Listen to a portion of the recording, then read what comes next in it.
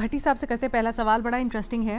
بھٹی صاحب، کرپشن اور مالیاتی جرائم کے خلاف تعاون کے لیے نیب یعنی پاکستان میں جو اکاؤنٹیبلٹی بیورو ہے نیشنل، اس کے درمیان اور نائجیریا کے اینٹی کرپشن کمیشن کے درمیان ایک MOU سائن ہوا ہے. آپ سے سوال یہ ہو رہا ہے کہ عالمی سطح پر تعاون کو جو اس سے دعوے ہو رہے ہیں تقویت ملے گی؟ ایسے معاہدوں سے کیا فائدہ ہوتا ہے؟ پہلے تو میڈم شیخ اس پر مبارکباد قبول کیجئے چیئرمین نیب صاحب کہ آپ نے سارے ملکوں کا چارٹ سامنے رکھا ہوگا.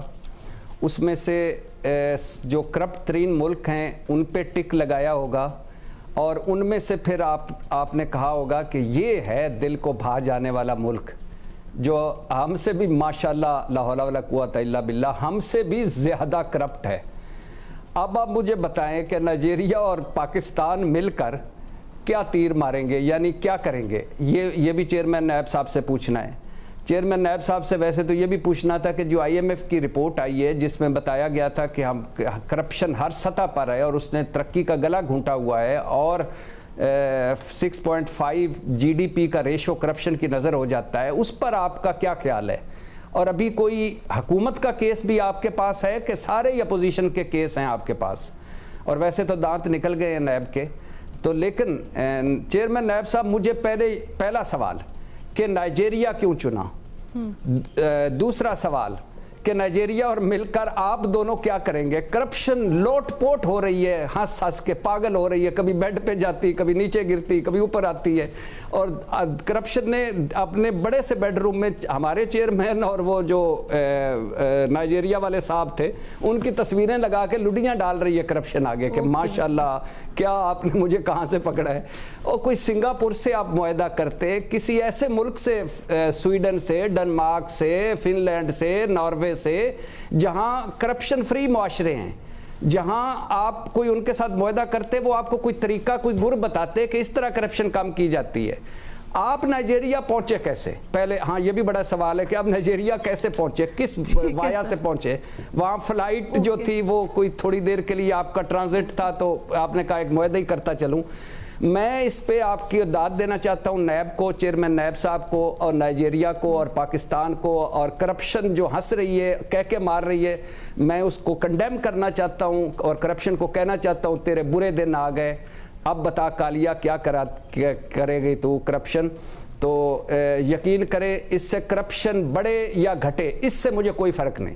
یہ جو تاریخ ساز معاہدہ ہوا ہے یہ تاریخ میں ہمیشہ یاد رکھا جائے گا. سر آپ کے انتہائی سیریس تجزیہ تبصرے کے درمیان میں ایک نان سیریس جملہ بھی بتا دوں آپ کو.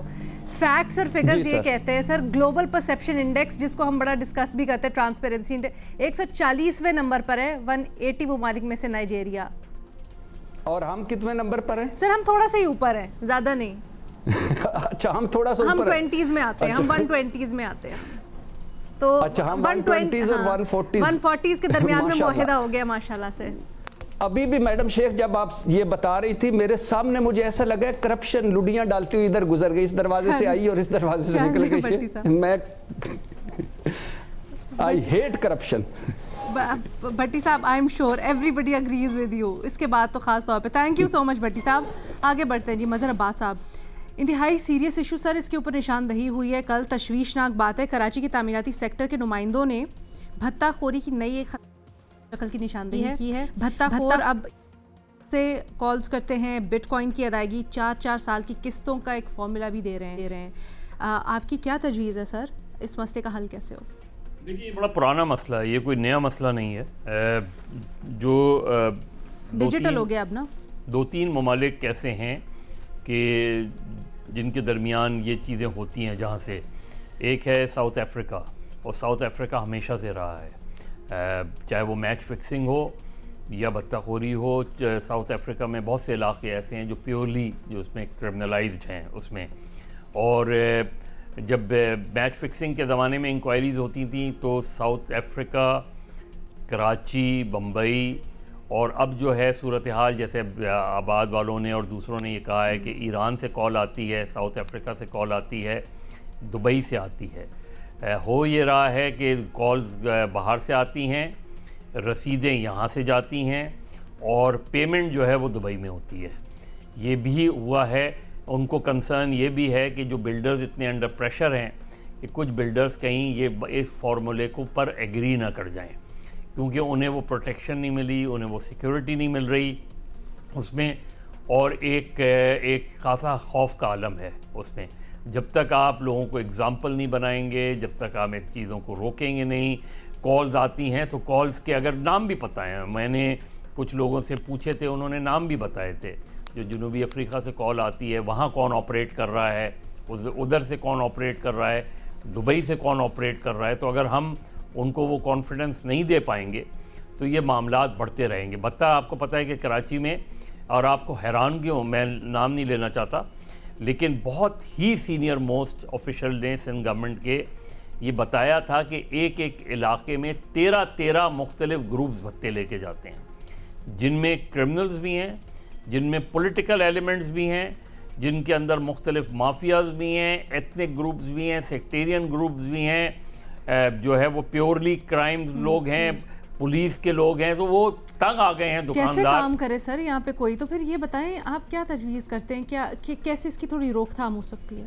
اگزامپل بنائیں آپ، جب تک آپ اگزامپل نہیں بنائیں گے، دیکھیے جب تک آپ پکڑ کے نہیں دیں گے، جو انہوں نے کالز کے نمبر آپ کو بتا دیے، انہوں نے یہ بھی بتا دیا کہ جی کہاں سے آئی ہے پرچی۔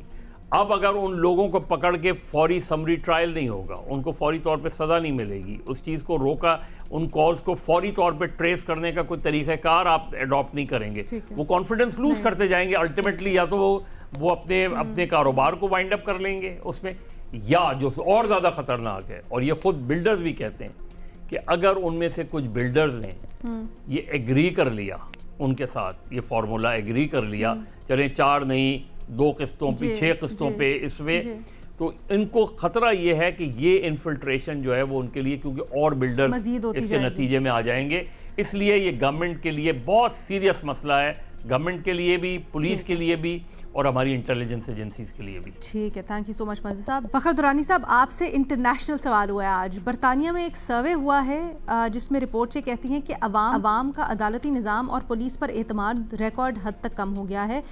آپ کے خیال میں اس کی وجہ کیا ہے؟ ملکوں کے لیے بھی ایک لمحہ فکریہ ہے کہ اگر برطانیہ اور اس طرح کے ترقی یافتہ ممالک میں لوگ پولیس سے اور جو عدالتوں سے اگر وہ مطمئن نہیں ہے تو یہ ہمارا جو معاشرہ ہے اس کا کیا صورتحال ہوگی۔ دیکھیں برطانیہ کی اگر ہم دیکھیں صورتحال تو پچھلے چند سالوں سے دیکھا جائے جس طرح سے پولیس کو جو اختیارات دیے گئے اور جس طرح سے پولیس اپنے اختیارات استعمال کر رہی ہے، اور پھر اس کے ساتھ ساتھ جو عدلیہ کے حوالے سے ہم یہاں پہ رونا روتے ہیں کہ پاکستان میں جو کورٹس ہیں وہاں پہ جسٹس سسٹم ہے، جلدی فیصلے نہیں ہوتے، لوگوں کو سال ہر سال لگ جاتے ہیں انصاف لینے کے لیے۔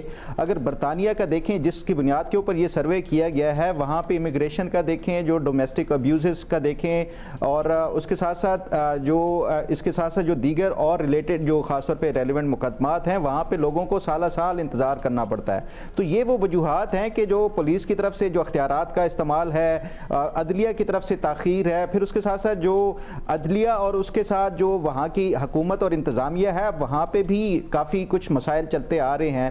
پھر اس کے ساتھ جو جلتی پہ تیل کا کام کیا ہے وہ سوشل میڈیا نے کیا ہے، جو لوگوں کو شعور دینا شروع کیا ہے کہ یہاں پہ ان کے جو مسائل ہوتے ہیں جو ہائی لائٹ کیے جاتے ہیں، لیکن نہ تو عدلیہ سے ان کو انصاف ملتا ہے، اور جس طرح سے ابیوز آف پاور کی جاتی ہے پولیس کی طرف سے، تو یہ وہ تمام تر جو وجوہات ہیں جس کی وجہ سے لوگوں نے اب وہاں پہ برطانیہ جیسے ملک میں بھی، جو کہ ایک ہم اس کو ایک مثال کے طور کے اوپر سمجھتے ہیں، جو تھرڈ ورلڈ جو کنٹریز ہیں وہ، کہ برطانیہ کا جو ایک مثالی جمہوریت ہے وہاں پہ بھی اب لوگ بیزار ہونا شروع ہو چکے ہیں، جو وہاں کے جو روایتی ادارے ہیں اور جو انصاف کے ادارے ہیں ان سے۔